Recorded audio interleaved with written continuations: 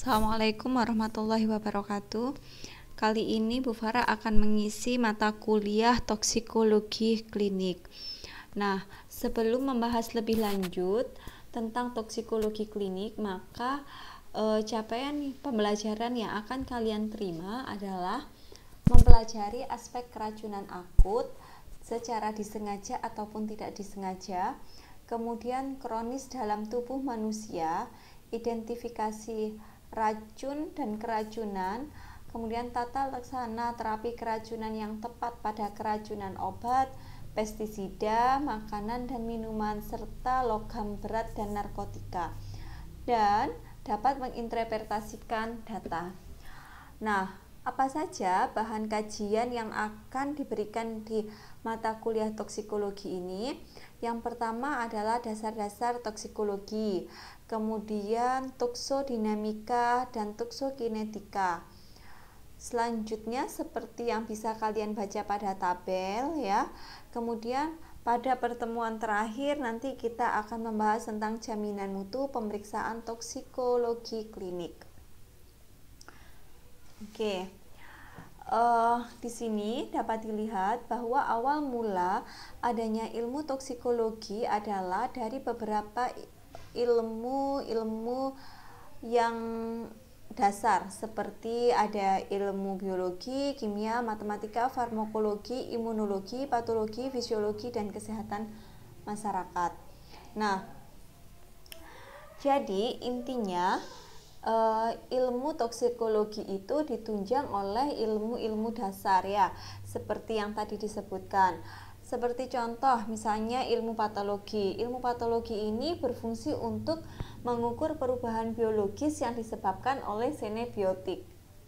Kemudian ada di sini yaitu biologi dan kimia. Kalau digabungkan menjadi ilmu biokimia, yaitu berfungsi atau berperan untuk memberikan informasi reaksi kimia pada organisme yang diakibatkan oleh senebiotik. Nah, bagaimana dengan ilmu-ilmu yang lainnya seperti ilmu imunologi? Kalau ilmu imunologi itu dia memberikan informasi tentang perubahan biologi yang diakibatkan oleh paparan termanifestasi dalam bentuk perubahan sistem keimun. Oke. Nah, sekarang deskripsinya. Kalau tadi sudah Bu Farah jelaskan tentang bahan materi yang akan kalian dapatkan, kemudian capaian pembelajarannya, maka deskripsi tentang ilmu toksikologi seperti contohnya pada kasus keracunan Munir ya. Kasus keracunan Munir itu pada tahun 2004 yang diduga merupakan keracunan logam berat arsen.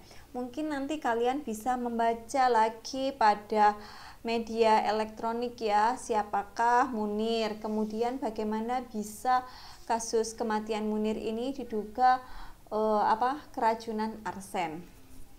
Nah, ini nanti ada hubungannya tentang tentang ilmu biokimia sampai para peneliti bisa menyimpulkan bahwa Munir keracunan logam berat arsen. Contoh yang kedua seperti pada tahun 2016 pada kasus Mirna ya. Kasus Mirna juga sama berdasarkan penelitian. Mungkin ini kalian sudah ada yang lihat ataupun yang mendengar ya melalui media bahwa kasus Mirna ini merupakan kasus yang diduga keracunan keracunan senyawa sianida.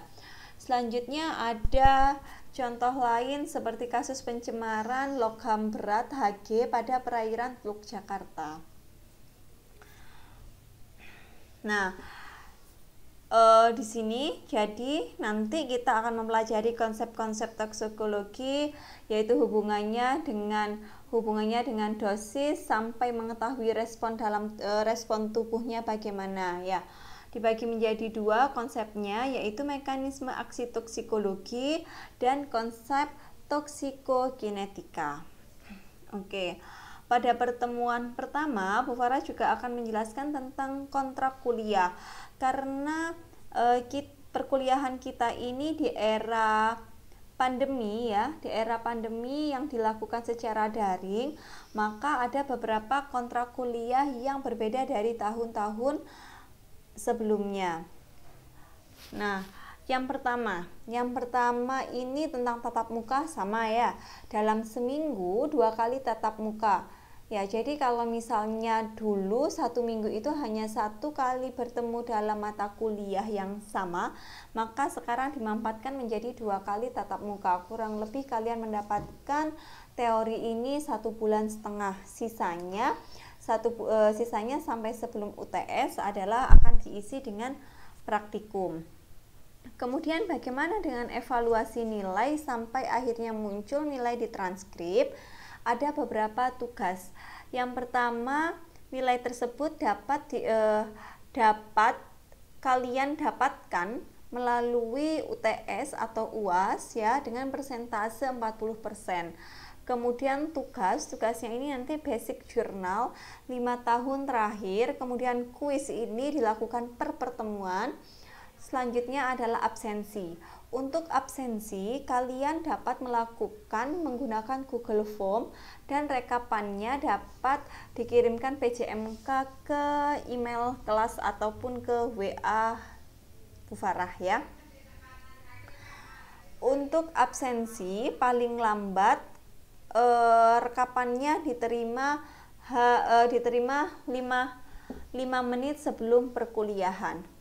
Kemudian kalau tadi tugasnya basic journal ini 5 tahun ya, 5 tahun. Kemudian ebook yang bisa kalian dapatkan mungkin BPPSDM atau ebook yang tersedia secara gratis yang bisa kalian download. Nah, ini beberapa literatur. Oke, sekarang kita mulai ke dasar-dasar toksikologi. Dari namanya saja, toksikologi berarti berasal dari toksiko yang artinya racun dan logos yang artinya ilmu. Berarti toksikologi adalah ilmu yang mempelajari tentang racun, respon yang membahayakan yang terpapar oleh toksik. Nah, sejarahnya yaitu 1 ya. Kalian mengetahui tentang hewan yang mengeluarkan racun, salah satunya adalah ular. Jadi bisa ular, dengan adanya kasus bisa ular, jadi para ilmuwan, para peneliti itu meneliti kenapa seseorang yang terkena bisa ular itu dapat menyebabkan kematian ataupun efek lainnya. Ada apa? Lalu antitoksiknya seperti apa? Kemudian yang kedua, ekstrak tanaman yang digunakan untuk membunuh hewan buruan. Nah, kenapa ekstrak tanaman tersebut dapat digunakan pada hewan buruan? Ada apa di dalam ekstrak tanaman tersebut? Nah, pastikan ada racun yang bisa menyebabkan hewan tersebut mati.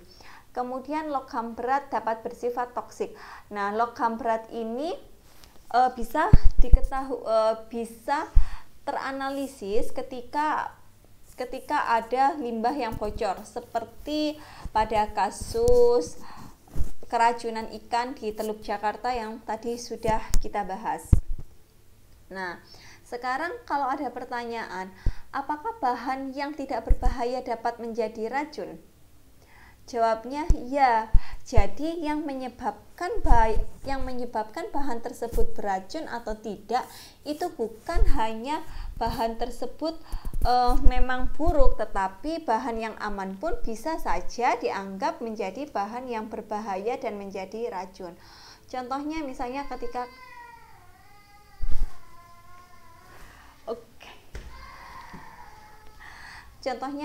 ketika kalian makan gorengan. Ketika kalian makan gorengan sekali 2 kali aman, tetapi ketika kalian makan gorengan secara terus-menerus maka tidak baik bagi tubuh. Oke, pertemuan kali ini saya akhiri sampai di sini ya. Nanti kita lanjutkan pada pertemuan kedua membahas lebih lanjut tentang slide yang sama. Saya akhiri, Assalamualaikum warahmatullahi wabarakatuh.